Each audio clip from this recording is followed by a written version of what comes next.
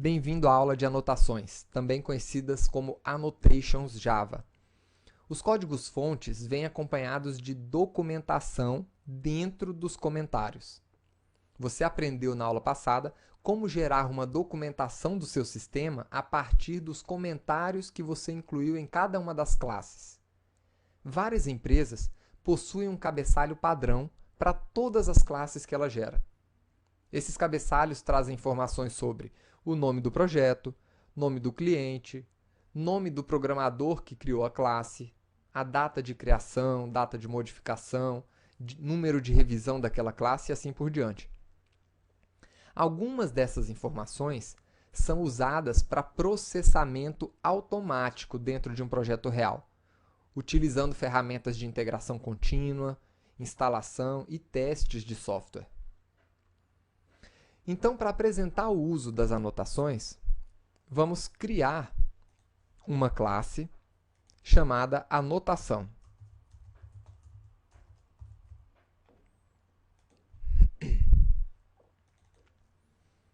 E vamos colocar nessa classe um cabeçalho padrão típico de empresas. Então, por exemplo, em geral é colocado a instituição que está sendo atendida,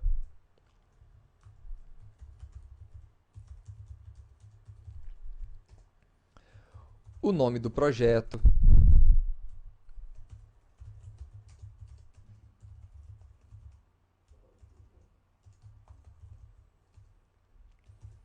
a data de criação,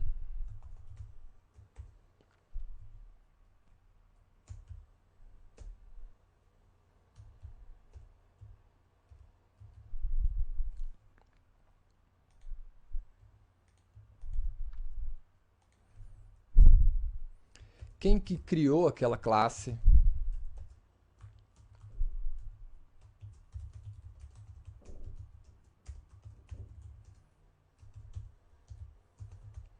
e o número de revisões já feitas.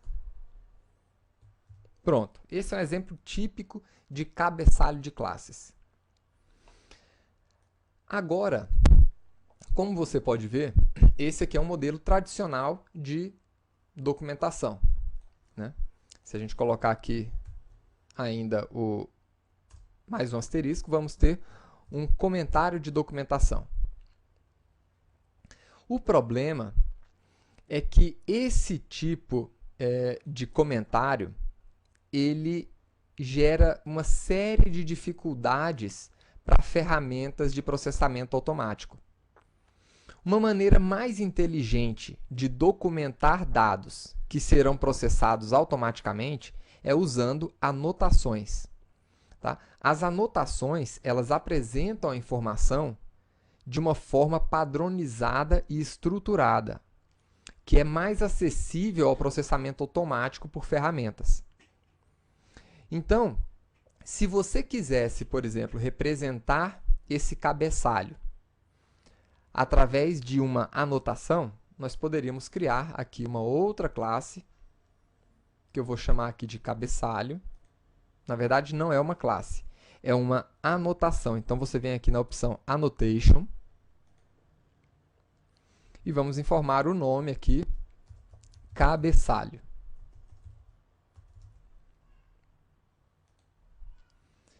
Então, essa anotação cabeçalho, ela vai representar essa estrutura que nós estamos criando aqui, padrão para todas as classes. Essa estrutura de informação. Então, a nossa anotação ela é um tipo especial de interface, que vem aqui antes do nome interface o caractere arroba. Isso aqui indica a presença, a criação de uma anotação. Tá? E agora vamos criar aqueles atributos nessa anotação. Vamos criar aqui o atributo instituição, projeto, data de criação, criador e revisão. Vamos colocar aqui o primeiro, instituição. Então é assim que nós criamos o atributo, tá? Abrindo e fechando parênteses. e definindo o tipo daquele atributo. Vamos colocar aqui o projeto. Vamos colocar a data de criação. E aqui temos um detalhe importante. Dentro de uma anotação, nós não podemos utilizar tipos que não sejam primitivos de dados. Então, uma string é considerada aqui um tipo primitivo, então você pode utilizar, mas você não poderia utilizar um objeto date, por exemplo. Vamos colocar aqui o criador também.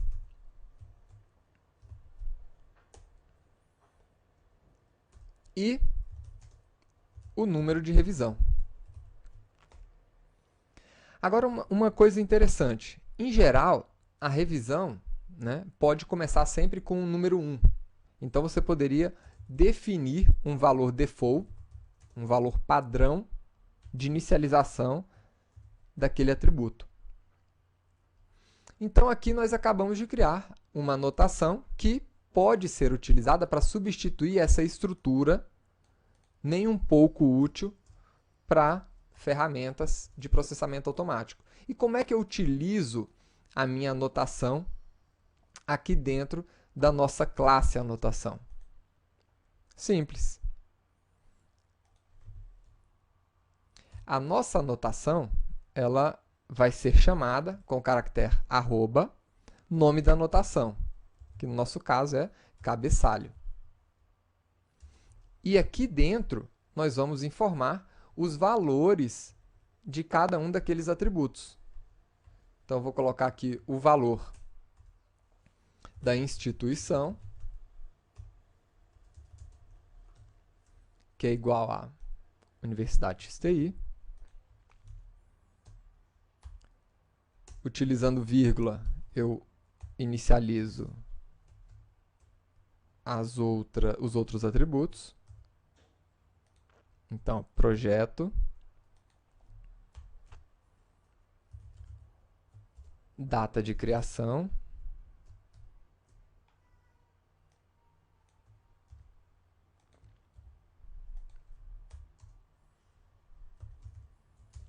criador,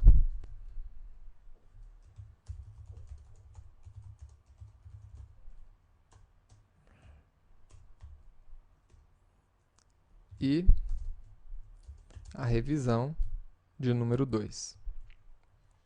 Pronto. Essa estrutura representa exatamente as informações que você precisa nos seus cabeçalhos. Agora, nós temos ainda várias formas de inicializar uma anotação. Vamos ver, por exemplo, uma outra situação. Eu desejo colocar aqui, em cada uma das classes, uma anotação que me apresente os erros que já foram corrigidos. Então, vamos criar uma anotação que represente esse tipo de informação. New Annotation, erros corrigidos.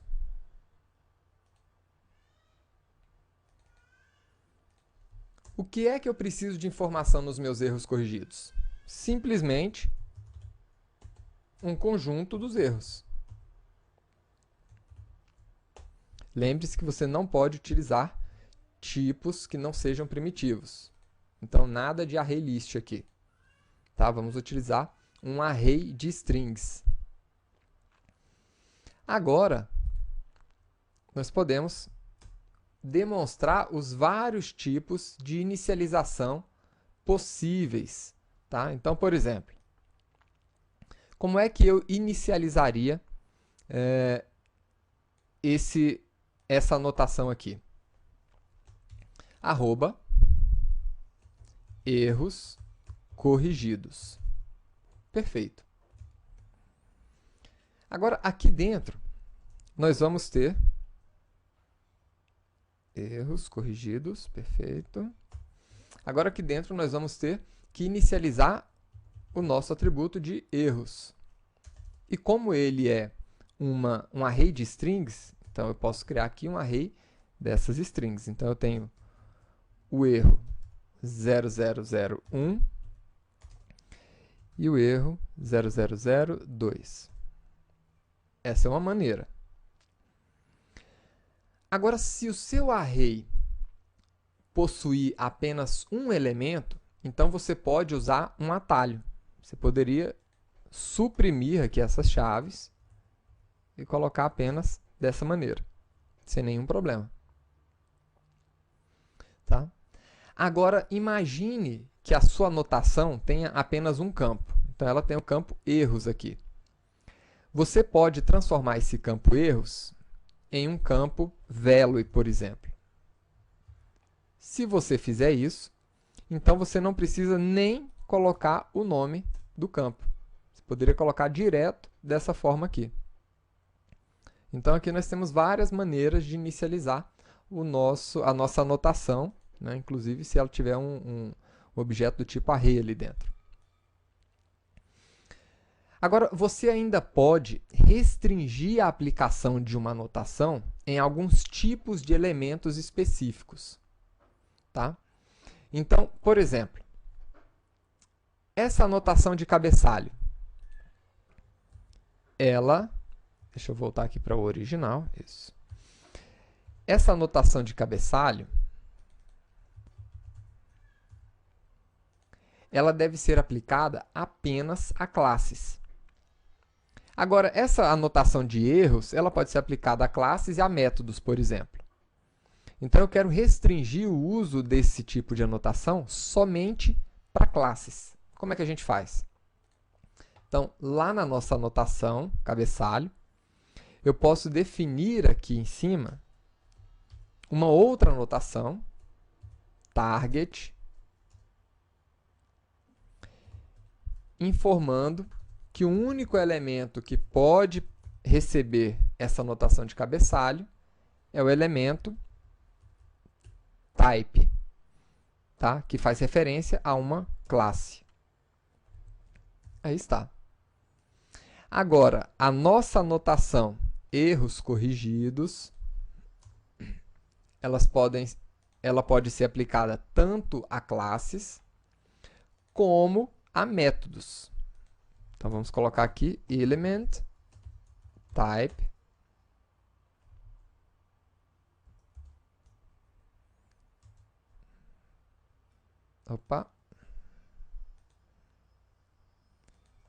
element, faltou definir aqui o array, um array de elementos, element type method, de método, aí está. Então agora, essa nossa anotação vai ser aplicada a esses dois tipos de elementos. Aí você poderia colocar quantos outros elementos você quisesse aqui. Perfeito. Existem ainda, né, outras anotações que você poderia utilizar dentro de uma annotation. Você poderia, por exemplo, indicar que a sua anotação precisa ser documentada, tá, pelo Javadoc. Ou seja, quando você estiver gerando a documentação do seu sistema, você quer que essa annotation apareça na documentação. Tá? Então, você utiliza essa anotação documented. Tá? Agora, vamos ver algumas anotações específicas da linguagem Java. Para isso, eu vou construir aqui alguns métodos. Você já sabe como construir a sua própria anotação. Agora, imagine que você construiu aqui um método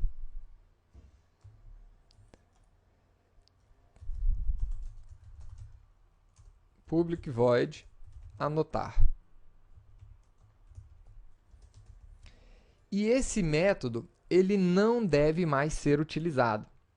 Tá? Esse método, ele vai ser depreciado. Nas próximas versões do seu programa, você provavelmente vai eliminar esse método, né, do seu sistema. Então, você pode utilizar a anotação deprecated. Tá? Essa anotação vai indicar para as pessoas que estão utilizando essa sua classe, que provavelmente no futuro esse método irá aparecer, tanto que ele aparece aqui riscado para a gente. Uma outra anotação que a gente costuma ver muito nos programas é a anotação override.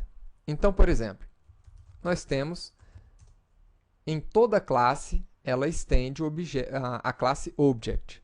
Logo, nós temos também a possibilidade de sobrescrever os métodos da classe object. Então, eu quero, por exemplo, sobrescrever o método toString.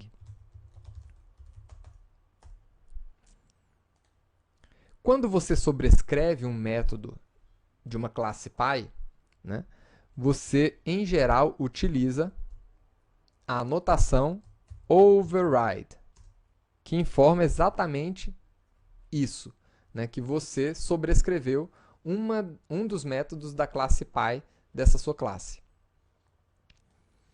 E existe ainda uma outra anotação que apareceu muito no nosso sistema, né, que é a anotação suppress warnings. Então, por exemplo, imagine que eu vá transformar essa nossa classe em um objeto serializável. Então, vou implementar serializable.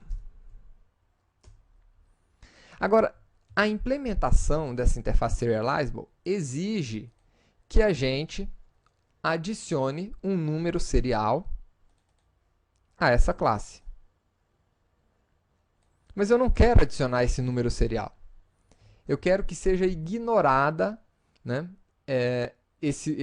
que seja ignorado esse número serial nessa classe. Ignorado por quem? Pelo compilador. Porque se eu não colocar isso aqui, ele vai me informar um erro. Então, eu posso colocar aqui suppress warnings. E aqui eu vou suprimir, né, o erro serial que eu estou recebendo aqui nessa classe. Você poderia sobrescrever vários outros tipos de erros que costumam acontecer dentro das classes, tá? Em geral, a sua IDE Eclipse vai sugerir para você, nessas situações, né, que você adicione aqui um suppress warnings. Então, aí está. Adicionou suppress warnings para a gente. Aonde mais você poderia suprimir um tipo de erro? Por exemplo, se eu criar aqui uma variável privada e não utilizar ela em nenhum lugar da minha classe.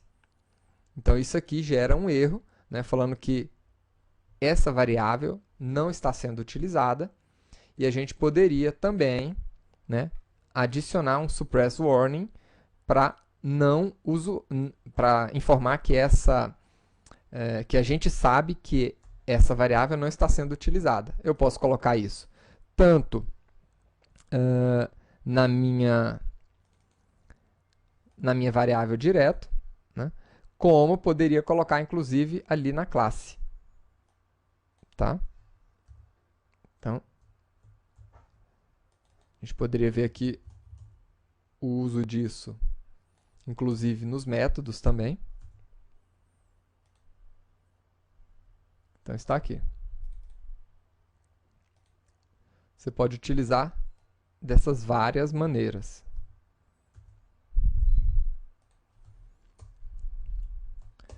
Então, essa foi a nossa aula de anotações. Você viu como construir a sua própria anotação e como utilizar as anotações Java padrão. Deprecated, override e suppress warnings. Espero que você tenha gostado de mais essa aula e nos vemos na próxima aula. Até lá!